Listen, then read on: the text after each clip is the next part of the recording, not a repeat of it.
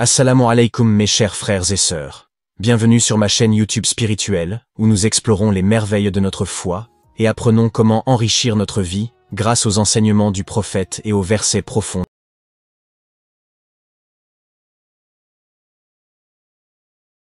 Dans le Coran, Allah te rassure encore. Et certes, nous vous éprouverons par un peu de peur, de faim, de diminution de biens, de personnes et de fruits. Et fais la bonne annonce aux endurants. Sourate Al-Baqarah, 255. Il y a des moments dans la vie où tu regardes autour de toi, et tu ne vois rien. Rien qui avance. Rien qui change. Juste le même silence. Les mêmes problèmes. Les mêmes douleurs. Comme si la vie s'était figée. Tu fais des efforts, mais tu n'avances pas.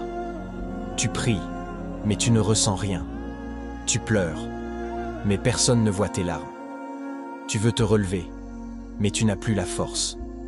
Et parfois tu te dis, pourquoi moi? Jusqu'à quand? Qu'est-ce qu'Allah attend de moi? Peut-être que tu vis des galères financières qui te fatiguent jour et nuit.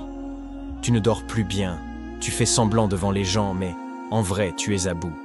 Ou peut-être que tu as des problèmes dans ton couple. Restez jusqu'à la fin de la vidéo, car nous allons invoquer pour les personnes qui ont mentionné leur nom et leurs besoins dans les commentaires. Si vous souhaitez également faire partie de cette invocation, n'hésitez pas à mentionner votre nom dans nos conversations.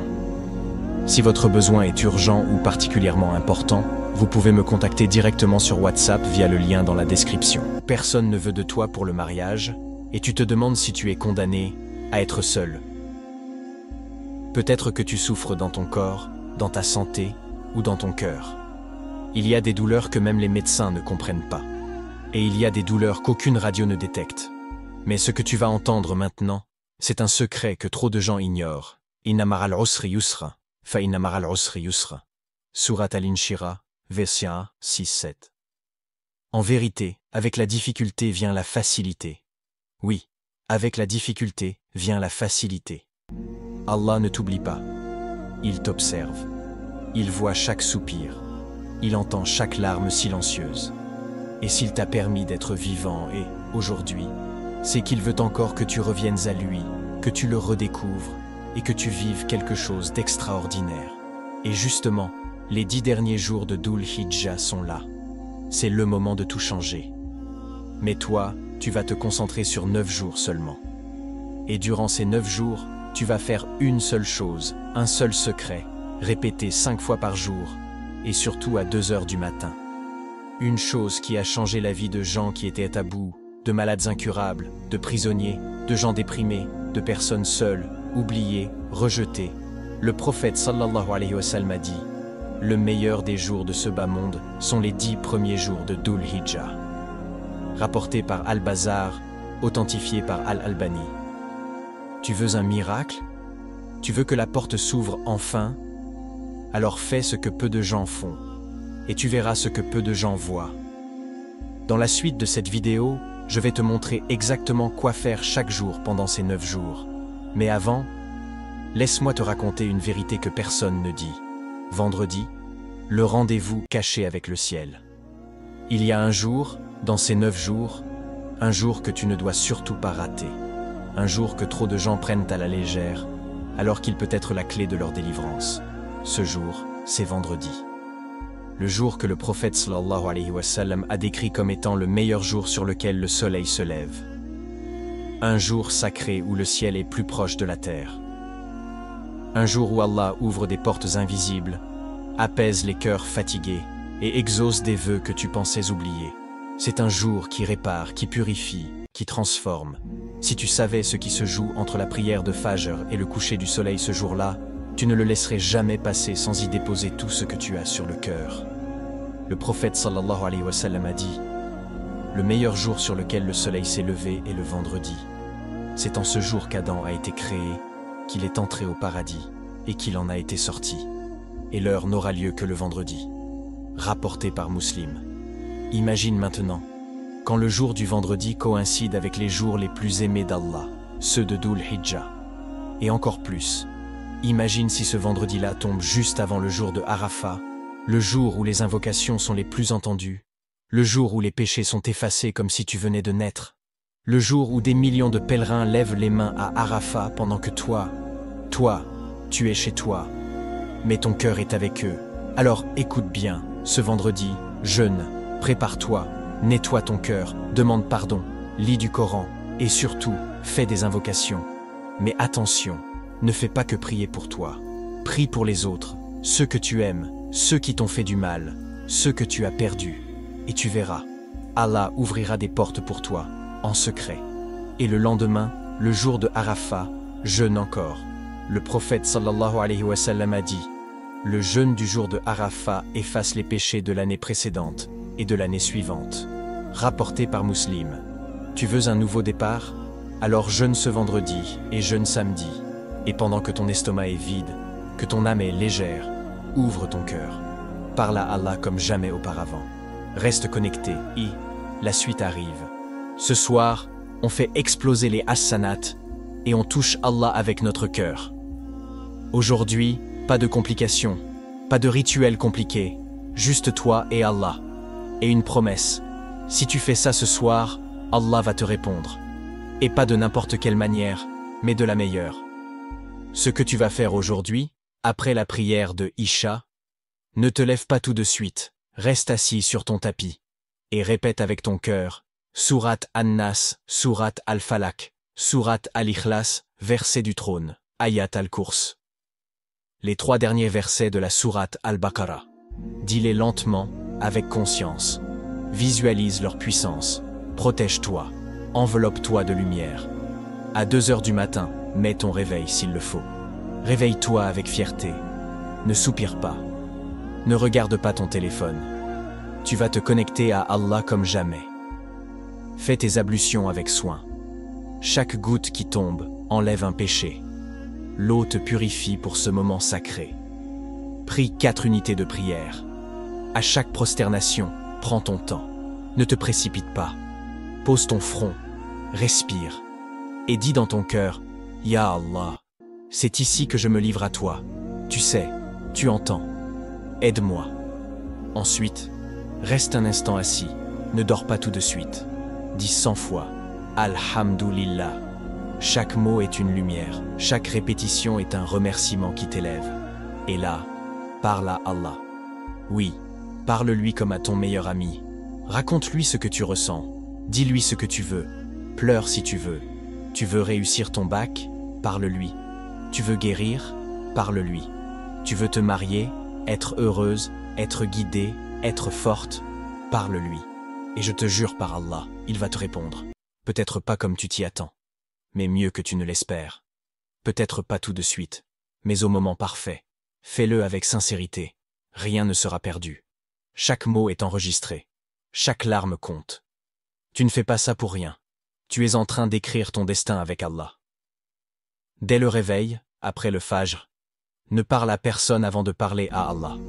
Reste quelques minutes seul, les mains levées, et dis « Ya Allah, aujourd'hui, je suis à toi. Je veux te plaire. Aide-moi. » Lis un peu de Coran, même quelques versets, Sourate Al-Fatiha, début de Al-Baqarah, etc. Fais 100 fois « Subhanallah, Alhamdulillah, La ilaha illallah, Allahu Akbar ». Ces mots sont plus lourds que des montagnes dans la balance, surtout dans ces jours. Deuxième matinée, entre 10h et 11h. Si tu n'as pas de cours ou de travail, fais la prière de Duha, 2 ou 4 unités. Le prophète a dit que cette prière suffit comme remerciement pour toutes les articulations de ton corps. Ensuite, lis Sourate Al-Kahf, ou commence-la et finis-la en plusieurs moments de la journée. Le prophète a dit, celui qui lit la Sourate Al-Kahf un vendredi aura une lumière entre ce vendredi et le suivant. 3. Entre 12h et 13h, fais une grande invocation, Dua, avant la prière de Jumu'ah. Choisis une chose que tu veux profondément, comme la réussite au bac, la guérison, le mariage, la paix intérieure, et répète-la à Allah encore et encore. Lis des invocations du prophète, comme Allahumma ajal hayat ziyadatan fa kari kulli khair. Ya Allah, ouvre pour moi les portes que je ne vois pas encore. Continue Sourate Al-Kahf. Si tu ne l'as pas terminé, fais 100 fois istighfar. Demande pardon. Astaghfirullah, astaghfirullah. Donne une petite sadaqa, même 1 euro, une bouteille d'eau offerte, un bon mot à quelqu'un. C'est un jour où les œuvres valent 1000 fois plus. Et Allah n'oublie aucun bienfait, même petit. 5. Entre Asr et Maghrib, heure du rendez-vous spécial, le prophète a dit qu'il y a une heure ce jour-là où Allah exauce toute invocation. Elle se trouve entre l'après-midi et le coucher du soleil. Trouve un endroit calme, assieds-toi seul. Fais 100 fois La ilaha illa Allah, wahdahu la sharika lah. Et parle. Parle avec ton cœur. Dis à Allah tout ce que tu n'as jamais osé dire à personne. Pleure, demande.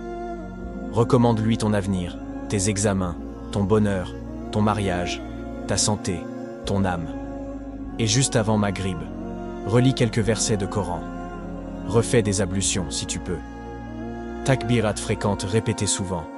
Allahu Akbar, La ilaha illa Allah, Wallahu Akbar, Walillahil hamd. 33 Subhanallah, 33 Alhamdulillah, 33 Allahu Akbar.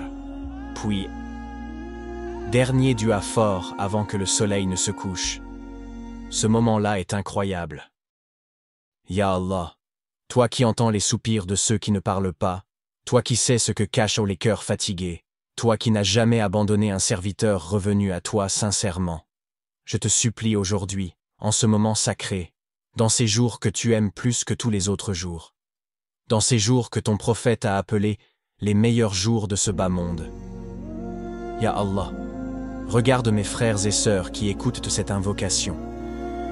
Regarde leur cœur, regarde leurs blessures, regarde leurs peurs. Certains souffrent dans le silence. Certains sont à bout. Certains ont l'impression qu'il n'y a plus d'issue. Mais toi, Ya Allah, tu es l'issue quand il n'y a plus d'issue.